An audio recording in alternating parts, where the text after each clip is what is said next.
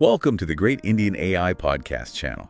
Today, we're going on a deep dive into the life and career of Balbir Singh Sr., a true icon of Indian hockey. Definitely.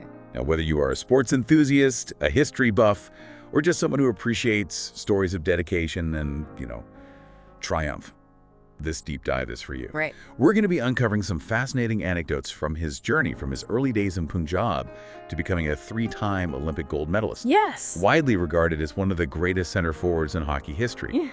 And stick around till the end, because we'll be sharing some valuable insights into his mindset, his leadership qualities, and the legacy he left behind. Of course. So if you're ready to be inspired, let's dive in. Now, to truly understand the magnitude of Balbir Singh Sr.'s achievements, we need to travel back to the 1940s and 50s, a period when India was emerging as a sporting powerhouse on the global stage. That's right. And hockey in particular held a special place in the hearts of Indians. It was a sport that had brought the nation immense pride and global recognition during the pre-independence era. And Balbir Singh Sr. stepped onto this stage at a really pivotal moment, didn't he? He did. He wasn't just a talented player, he symbolized the aspirations of a newly independent nation eager to prove its mettle on the world stage. So let's start at the beginning. Tell me, what sparked his passion for hockey? Was it something he was always drawn to? Well, the story goes that as a 5-year-old, Balbir Singh Sr. was captivated by India's victory at the 1936 Berlin Olympics. Imagine that, a young boy in rural Punjab witnessing his nation's triumph on the world stage. Yeah. It must have ignited a fire in him. It's amazing how such seemingly small moments can have such a profound impact on a person's life. But was his journey to the top a smooth one? Not entirely. He faced a share of challenges. For instance, he struggled academically, even failing his 10th grade exams. That's surprising. You wouldn't expect a sporting legend to have faced such hurdles early on. So how did he manage to overcome this setback? His saving grace was his undeniable talent in hockey. Sikh National College in Lahore recognized his potential and offered him a scholarship. It was a turning point in his life. It sounds like that scholarship opened doors for him that academics alone might not have. Precisely. And once he was at Sikh National College, his talent couldn't be ignored. The rival Khalsa College, recognizing his abilities, essentially poached him. Wow, poached by a rival college. That's quite a story. So, how did this move shape his career? It was a defining moment.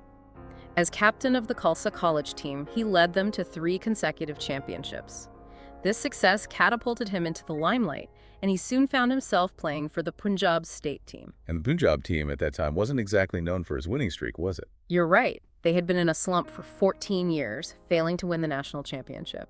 But with Balbir Singh Sr. leading the charge, they turned things around dramatically. So he was instrumental in reviving the fortunes of the Punjab team. That must have been a remarkable feat. It was. They clinched 2 consecutive national titles in 1946 and 1947. His performance during these championships was nothing short of spectacular, making him a national sensation. You'd think that kind of performance would guarantee him a spot on the Olympic team. You would, wouldn't you? But here's where the story takes a surprising turn. Despite his stellar record, the selectors for the 1948 London Olympics initially overlooked him. Wait, they overlooked him? How could they possibly leave out someone with his track record? Were there any specific reasons for this oversight? The exact reasons remain a bit of a mystery. Some speculate it was due to internal politics within the selection committee, while others believe it was simply an oversight. It's hard to believe that one of India's most promising players almost missed his chance at Olympic glory due to such circumstances. Yeah. So how did he eventually make it to the team? It must have been quite a dramatic turn of events. It was. Thankfully, fate intervened in the form of Dickie Carr, a former Olympic gold medalist who recognized Balbir Singh Sr.'s immense potential. So, Dickie Carr played a pivotal role in ensuring Balbir Singh Sr. got his due recognition. Absolutely. Carr insisted that Balbir Singh Sr. be included in the team, and the selectors, recognizing their oversight, finally relented. It was a decision that would change the course of Indian hockey history. It's incredible how a single individual's intervention can have such a profound impact. Yes. But even after making it to the team, his journey at the 1948 London Olympics wasn't without its hurdles, was it? You're right. Initially, he wasn't a guaranteed starter and was shuffled in and out of the lineup. Really? Can you imagine the frustration? It must have been incredibly disheartening for someone who had proven his worth time and again. So how did he respond to this challenge? He responded the way any true champion would. with determination and a hunger to prove himself. When he did get his opportunity, he made it count. Despite playing in only 2 matches, he managed to score an impressive 8 goals. 8 goals in just 2 matches. That's incredible. Were any of these goals particularly memorable? Oh, absolutely. 2 of those goals came in the final against Great Britain at a packed Wembley Stadium, no less. Talk about a pressure cooker. Scoring in an Olympic final, especially against the host nation, must have been an electrifying experience.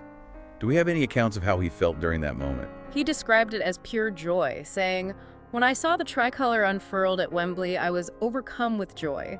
It was the greatest pleasure of my life, playing for my flag." That's a powerful statement. You can almost feel the patriotism and pride in his words. Yes. But this was just the beginning of his Olympic journey, wasn't it? It was. The 1948 London Olympics was just a taste of what was to come. He would go on to achieve even greater heights in the subsequent Olympics. Welcome back to the Great Indian AI Podcast channel, listeners, as we delve deeper into the incredible journey of Balbir Singh Sr. Now, in the last part, we left off with Balbir Singh Sr.'s impressive debut at the 1948 London Olympics.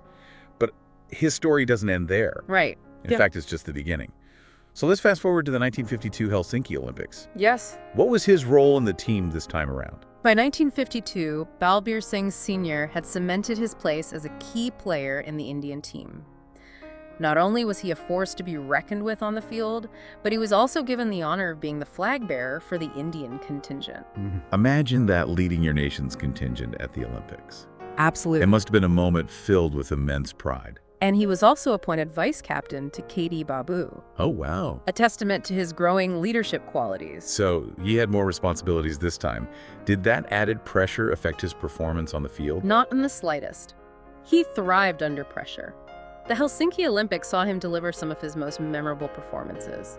He ended the tournament with a remarkable 9 goals. 9 goals in a single Olympic tournament. That's an incredible feat. Yeah. Were there any standout moments from his performance in Helsinki? There were quite a few, but one that stands out is his hat-trick against Great Britain in the semifinal. It was a performance that showcased his skill, agility, and tactical brilliance. A hat-trick against Great Britain in the semis. That must have been a nail-biting match. It was. But the best was yet to come. The final against the Netherlands was where Balbir Singh Sr. truly etched his name in the history books. I've heard whispers about a record-breaking performance in that final. Tell me more. Well, in that final, Balbir Singh Sr. delivered a performance for the ages. He scored a staggering 5 goals, leading India to a resounding 6-1 victory. 5 goals in an Olympic final. That's not just impressive, it's legendary. It is, and here's the kicker. That record for the most goals scored by an individual in an Olympic men's hockey final still stands today. Over 7 decades later, no one has managed to surpass his feat. That's a testament to his extraordinary talent and the impact he had on the sport. Yeah. But his Olympic journey wasn't over yet, was it? No. The 1956 Melbourne Olympics was still to come. You're absolutely right. By the time the 1956 Melbourne Olympics rolled around, Balbir Singh Sr. was a seasoned veteran and a true leader. He was appointed captain of the Indian team and trusted with the responsibility of leading them to their 6th consecutive Olympic gold medal. 6 consecutive Olympic gold medals. That's an incredible legacy to uphold. What were the challenges he faced as captain in this Olympics? Well, the 1956 Olympics presented a unique set of challenges. For starters, the Indian team was facing increasing competition from other nations, particularly Pakistan, who had emerged as a formidable force in hockey. So the pressure was on to maintain India's dominance in the sport. Absolutely. And to add to the pressure, Balbir Singh Sr. himself faced a major setback during the tournament. In the semifinal against Germany, he suffered a fracture in his right hand. A fractured hand. Yeah. That's a nightmare scenario for any athlete, especially in a high-stakes tournament like the Olympics. And for a center forward, the dominant hand is crucial for stick handling and shooting. Exactly. The injury was severe, and there were doubts about whether he would be able to play in the final. So what did he do?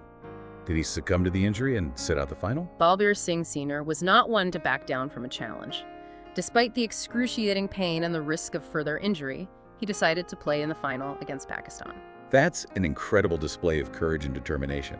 It must have been a difficult decision, knowing the potential consequences. It was. But he knew his team needed him, and he wasn't going to let them down. The final was a tense and closely fought battle, with both teams vying for supremacy. So what was the outcome? Did Balbir Singh Sr. and the Indian team manage to overcome this adversity and secure their 6th consecutive gold medal? They did. Inspired by their captain's resilience, the Indian team delivered a stellar performance, defeating Pakistan 1-0 to clinch their 6th consecutive Olympic gold medal. Wow, what an incredible victory. Winning an Olympic final with a fractured hand is a testament to his willpower and leadership. But his contributions to Indian hockey didn't end with his playing career, did they? Not at all. After retiring as a player, Balbir Singh Sr. took on the role of coach for the Indian team. His experience and insights proved invaluable, guiding the team to new heights. So he transitioned from being a legendary player to a respected coach. That's quite a shift. Was he as successful in his coaching career as he was in his playing career? He was. Under his guidance, India secured a bronze medal in the 1971 World Cup. And in 1975, he led the team to a historic victory in the World Cup. So he led India to World Cup glory as both a player and a coach. That's a remarkable achievement. It is. His impact on Indian hockey transcended generations. He wasn't just a skilled player or a brilliant strategist. He was a visionary leader who inspired those around him. And speaking of inspiration, there's one aspect of his legacy that often gets overlooked.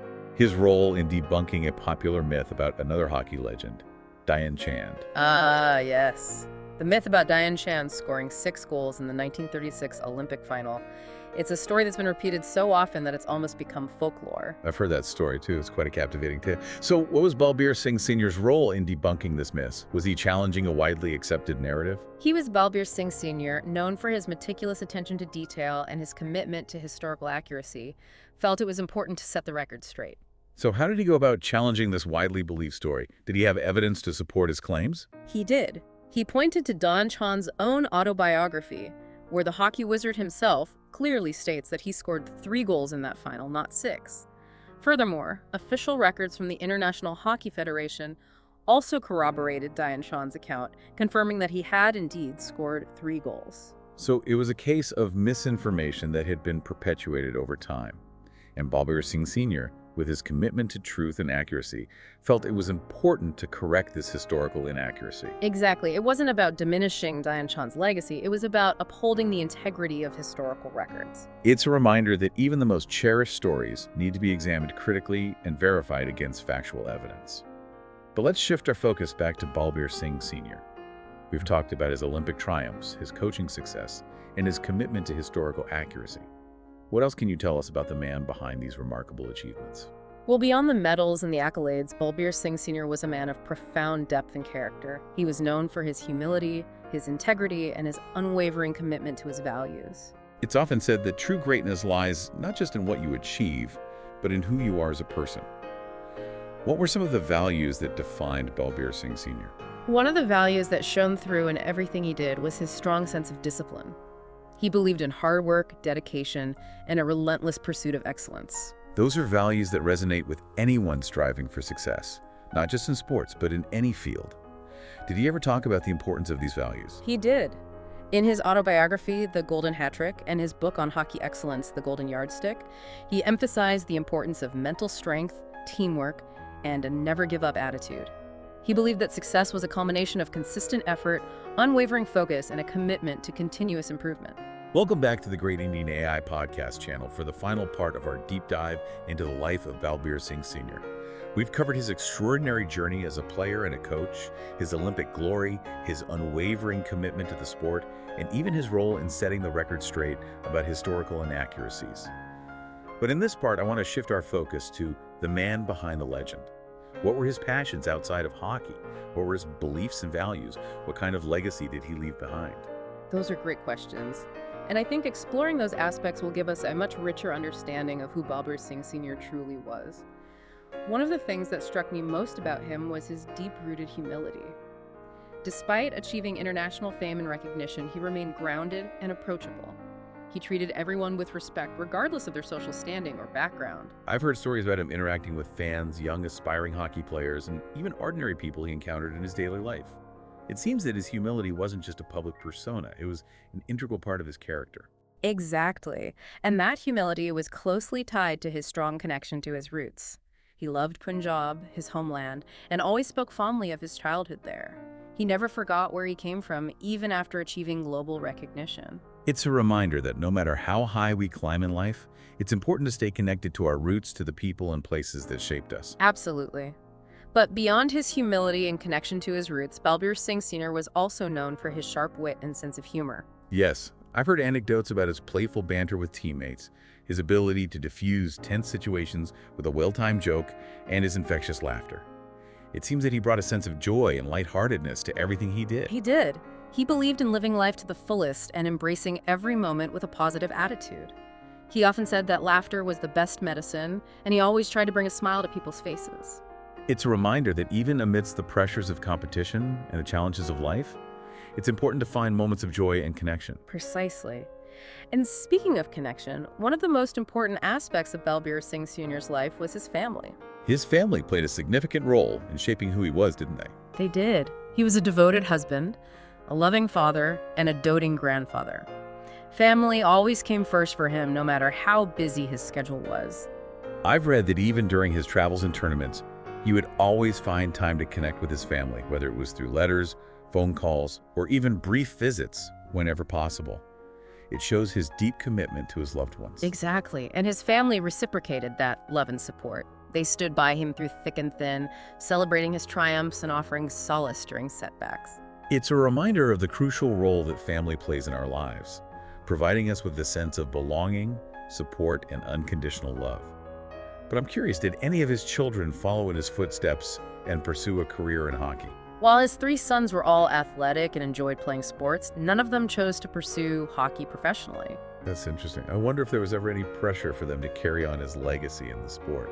From what I've gathered, Balbir Singh Sr. was a very understanding and supportive father.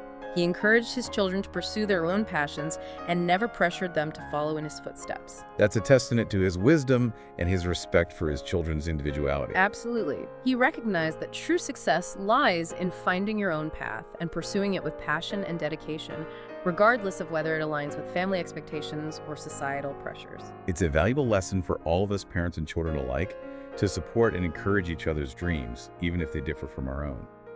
Well, as we wrap up this deep dive, I can't help but feel a sense of awe and inspiration. Balbir Singh Sr.'s life was a testament to the power of human potential, the importance of values, and the enduring impact of a life well lived. He was a true icon, not just in the world of hockey, but also as a human being. I couldn't agree more. He left behind a legacy that extends far beyond the hockey field, inspiring generations to strive for excellence, to embrace humility, and to live with purpose and passion. And his story continues to resonate today, reminding us that true greatness lies not just in achieving extraordinary feats, but in living a life that embodies integrity, compassion, and a commitment to making a positive difference in the world. We hope you've enjoyed this deep dive into the life of Balbir Singh Sr., a true legend of Indian hockey and an inspiring human being.